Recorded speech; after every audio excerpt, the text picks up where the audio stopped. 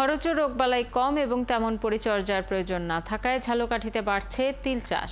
স্থানীয় বাজার সহ সারা দেশে তিলের ব্যাপক চাহিদা থাকায় ভালো দাম পাওয়া যায়। এছাড়া অন্য ফসল চাষের তুলনায় 3 গুণ লাভজনক হওয়ায় দিন দিন তিল চাষে আগ্রহী হয়ে উঠছেন কৃষকরা।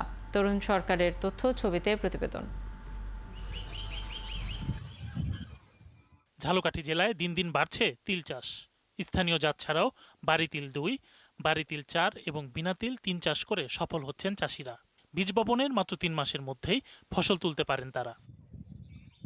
তিল চাষে অন্যান্য ফসলের মতো তেমন ঝামেলা নেই। রোগবালাই কম হয়, তাই খুব একটা কীটনাশক ছিটাতে হয় না, দিতে হয় না কোনো রাসায়নিক সার।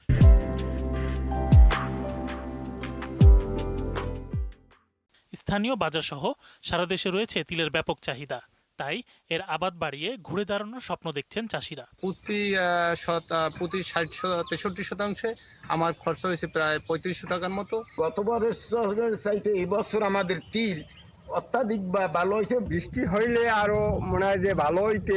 কৃষি সম্প্রসারণ অধিদপ্তর বলছে, তিল চাষে ভালো ফলনের লক্ষ্যে কৃষি বিভাগ থেকে প্রদর্শনী জমির পাশাপাশি চাষিদের প্রয়োজনীয় প্রশিক্ষণ ও পরামর্শ দেওয়া হয়। আগামীতে তিল চাষ আরো বাড়বে বলে আশাবাদী কৃষি বিভাগ।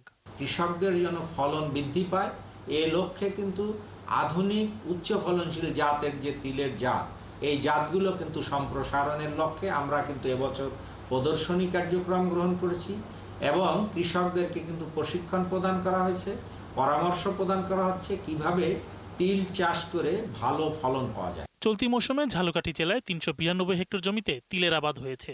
সারা দেশে এর চাষ সম্প্রসারিত হলে ভোজ্য তেলের ঘাটতি ও চাহিদা মেটানো সম্ভব বলে মনে করছেন কৃষি সংশ্লিষ্টরা। শরীফ আজাদ প্রীতম, 71।